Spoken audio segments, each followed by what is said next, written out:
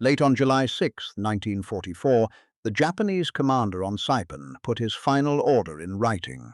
Whether they attacked or stayed where they were, he told his officers, there was only death.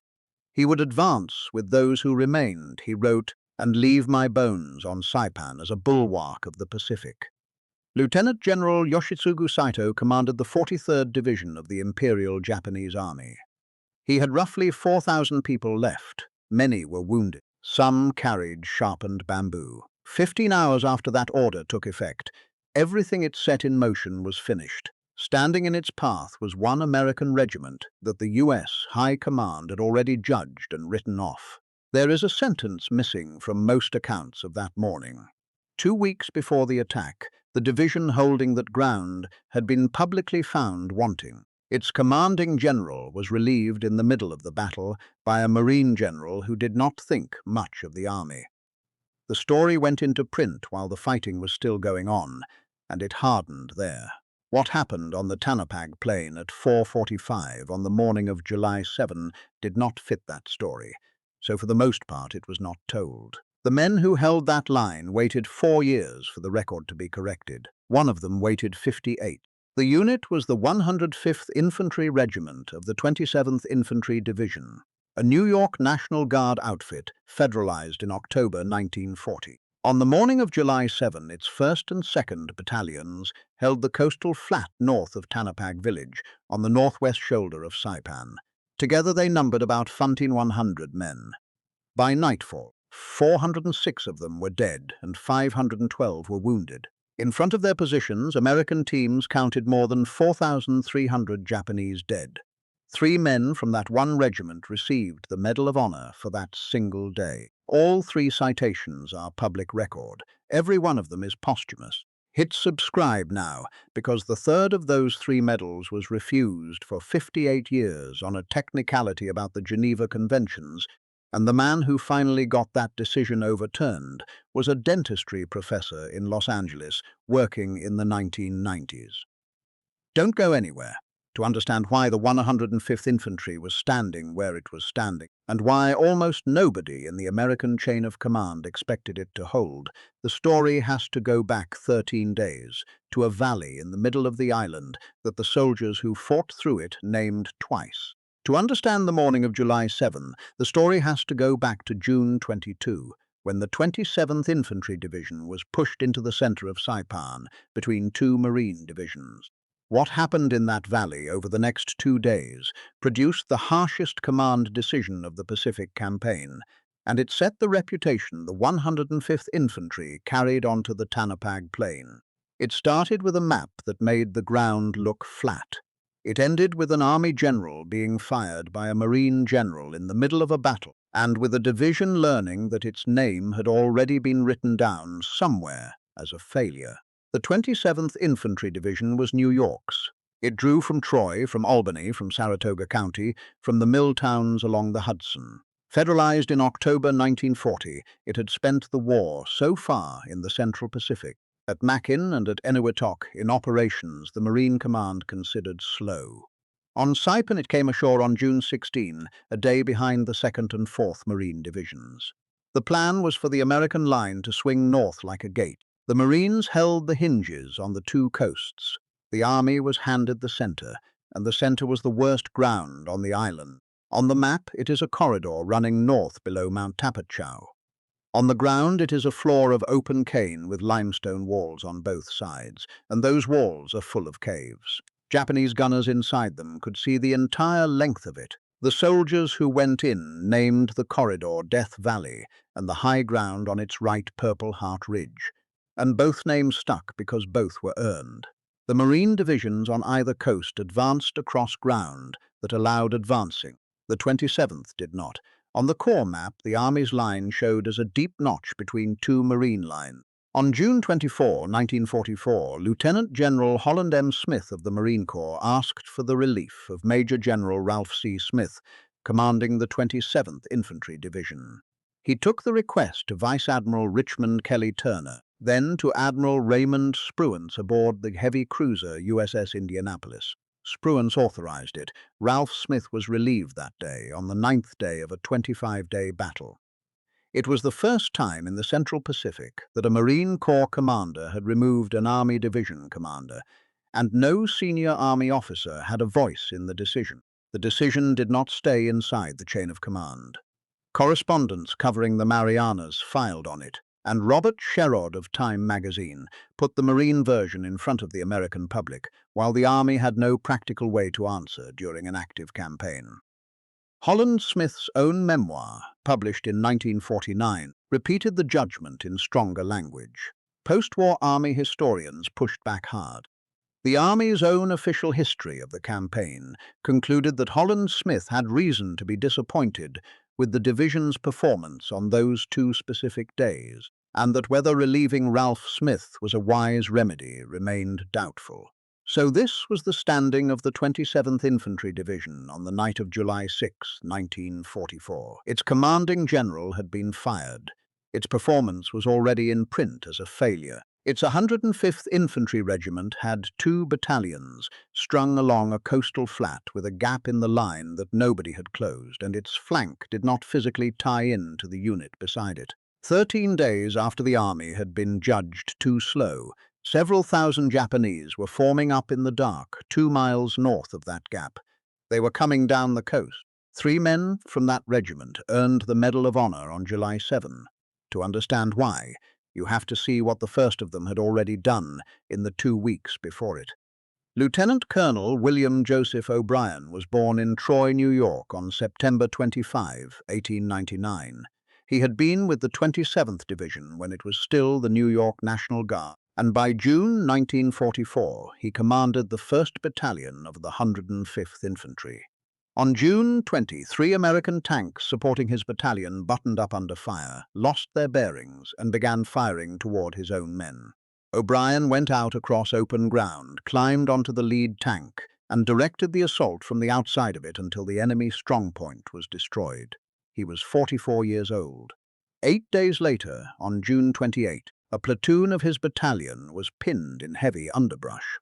O'Brien crossed roughly 200 yards of sniper-held ground to reach it, took 4 men forward with him, and organized 2 platoons into a night defensive position. He held that ground. These are not stories collected later. They are the specific actions listed in his Medal of Honor citation, on file with the U.S. Army Center of Military History. Private Thomas Alexander Baker was from Troy as well, born June 25, 1916. A rifleman in Company A of the 105th. On June 19, his company was stopped by fire from a fortified position that commanded the whole approach. Baker took a bazooka, went forward alone to within about 100 yards of it, and knocked it out, which let his company take the ridge. On July 2, he suspected Japanese troops had worked in behind the battalion. He went back with 3 other soldiers and cleared them out over the course of an hour. At one point, he walked directly into a concrete pillbox and cleared that too. The 2nd Battalion's aid station belonged to Captain Ben L. Salomon, and Salomon was not a surgeon. He was a dentist born in Milwaukee on September 1, 1914, with a dental degree from the University of Southern California. He had been drafted as an infantry private in 1940, rated expert with rifle and pistol, and later commissioned into the dental corps. On Saipan, there was almost no dental work to do, so when the 2nd Battalion's surgeon was wounded, Salomon volunteered to take the job. On the night of July 6, his aid station was a tent about 50 yards behind the forward edge of the battle area. On the other side of the line, the arithmetic was different. Saipan sits about 1,270 miles from Tokyo, inside the operating range of the B-29. Japanese records preserve the emperor's own direction on the point. If Saipan were lost, air raids on Tokyo would become frequent, and therefore Saipan absolutely had to be held. It could not be held. By July 6, Lieutenant General Saito had lost his artillery, his supply, and most of his division. Vice Admiral Chuichi Nagumo, who had commanded the carriers at Pearl Harbor, was on the island with him and had no fleet left to call. That evening, Saito issued the order. In Japanese, it was gyokusai, which American translators rendered loosely as the breaking of the jewels. Saito did not lead it. He was too weak to walk that far, and he named Colonel Isuke Suzuki of the 135th Infantry Regiment to take tack down the coast. Then Saito and Nagumo went into a cave, and both men were dead by mid-morning on July 6. Their order was already moving. Somewhere between 3,000 and 6,000 people assembled near Makunsha village that night, and the exact figure has never been established, and never will be. That is where the first half of this story ends. Everything to this point is set up. What follows happened inside about 15 hours on a strip of flat coastal ground roughly a mile long. It is 4:45 in the morning, July 7, 1944. The ground haze on the Tanapag Plain has not lifted. Japanese officers have found what they were looking for in the American line. A gap of several hundred yards where the two battalions of the 105th Infantry do not physically connect. The first ranks come out of the dark at a run, and they do not stop at the first position they reach. The attack goes into the gap and then spreads sideways behind the forward foxholes. Men in the line find within minutes that the fight is on both sides of them. An officer of the 105th later compared it to a stampede staged in an old western and said the Japanese simply kept coming and did not stop. That is the mechanical problem of a mass attack against a thin line. It is not a firefight either side can win by shooting better. It becomes a question of how long a position keeps working while it is being flowed around, and of what the men inside it decide to do about that. O'Brien's command post is inside it. He is wounded early and refuses evacuation. He moves along what is left of his battalion's line, pulling men back into a perimeter, and when the position is about to be overrun, he gets onto a jeep-mounted .50 caliber machine gun and works it until the ammunition is gone. That is where his citation says he was last seen. Survivors afterward reported his order the same way, in the same words. Don't give them a damned inch. Lieutenant Colonel William J. O'Brien, I was killed on the morning of July 7, 1944, at that gun. Sergeant Thomas Baker is wounded in the same first hour. A soldier carries him back toward the perimeter and is hit himself. A second man picks Baker up and carries him further.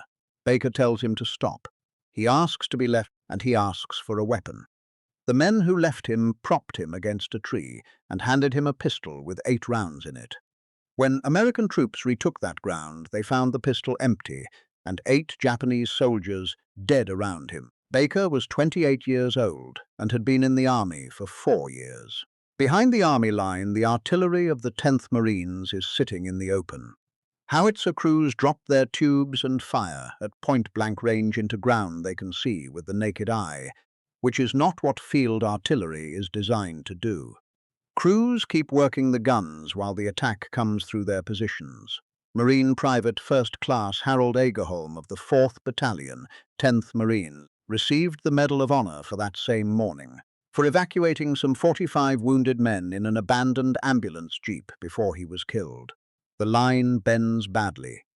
It does not open all the way through. By late morning, leading Japanese elements are past the 105th Infantry and into the artillery positions and the supply area behind Tanapag village. The 2 battalions hit first are no longer holding a line. They are holding a shrinking perimeter near the beach with the water behind them, and they are running out of ammunition. No relief is arriving from the 106th or the 165th Infantry on their right. About 50 yards behind where the front line used to be, there is a tent with roughly 30 wounded Americans inside it. The officer in charge of that tent is a dentist from Milwaukee, and the fighting is about to reach him. Captain Ben Salomon's aid station fills in the first minutes. Approximately 30 wounded men walk in, crawl in, or are carried in. Then the fighting reaches the tent itself. His citation records what he did next in flat administrative language. He cleared the enemy soldiers who came into the tent. Then he ordered his aid men to evacuate every wounded man they could move, and he stayed behind to cover them. He took a rifle from one of the wounded and went outside. That is the last decision in the record he made as a medical officer, rather than as a soldier. A machine gun near the aid station had lost its crew. Salomon took it over. Nobody who survived that morning saw him again alive. When an American team came back over that ground, Captain Salomon was at the gun. In front of his position, they counted 98 Japanese dead. He was 29 years old. The 27th Division's own historian recommended him for the Medal of Honor. The recommendation was refused, and not because anyone doubted a single fact in it. It was refused because of what he had been holding when he was found.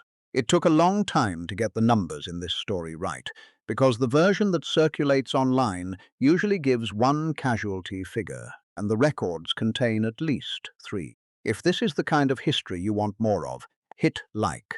Nothing more. Here is what can be documented. The 1st and 2nd Battalions of the 105th Infantry went into July 7 with roughly 1,100 men between them. The National War Museum puts their losses at 4 or 6 killed and 5 and 12 wounded. In front of the American positions, the counted Japanese dead came to just over 4,300. The Japanese government delivered its own verdict on the outcome within 11 days. Saipan was declared secure on July 9, 1944. On July 18, Prime Minister Hideki Tojo and his entire cabinet resigned, the first Japanese government to fall over a lost island in the Pacific.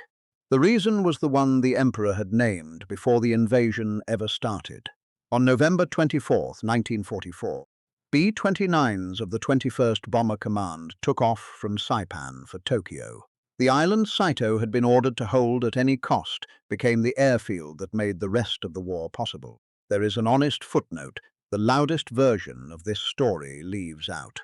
Not every American witness described the 105th Infantry as holding. A Marine watching from high ground east of Tanapag wrote that he saw the army line break and run, and that account is in print and should stay in print. It is also one man's view of a mile of ground from a distance at dawn, in a fight where units on that same field genuinely did fall back. Parts of the line did break. Men did go into the water. The counted enemy dead in front of those same positions still came to over 4,300. Both facts belong in the record. Here is how it was settled in order. July 7, 1944, the attack. May 1945, the Medals of Honor for O'Brien and Baker, both presented posthumously in ceremonies in New York. 1948, the Presidential Unit Citation awarded to the 1st and 2nd Battalions of the 105th Infantry for that day. 949. Edmund Love's book, The 27th Infantry Division in World War II, puts the Army's account into print. The 1980s New Scholarship re-examines the relief of Ralph Smith, and May 1, 2002, at the White House, the Medal of Honor for Captain Ben Salomon, 58 years late. You can still walk the ground. The Tanapag Plain is on the northwest coast of Saipan, and the American Memorial Park in Garapan carries the names of the Americans who died in the Marianas Campaign on a wall you can read today. The 27th Infantry Division went on to Okinawa 9 months later. Of the 2nd Battalion of the 105th Infantry, the battalion Salomon served, roughly 30 men are recorded as having survived the war. That is a large part of why his citation took so long. By the time anyone went looking for witnesses, there was almost nobody left to ask. Lieutenant Colonel William Joseph O'Brien died on July 7, 1944. He is buried at St. Peter's Cemetery in Troy, New York, the city he was born in. Sergeant Thomas Alexander Baker died on July 7, 1944. He was 28, from that same small city on the Hudson, and he is buried at Saratoga National Cemetery in Schuylerville, New York. Captain Ben Louis Salomon died on July 7, 1944. He was 29.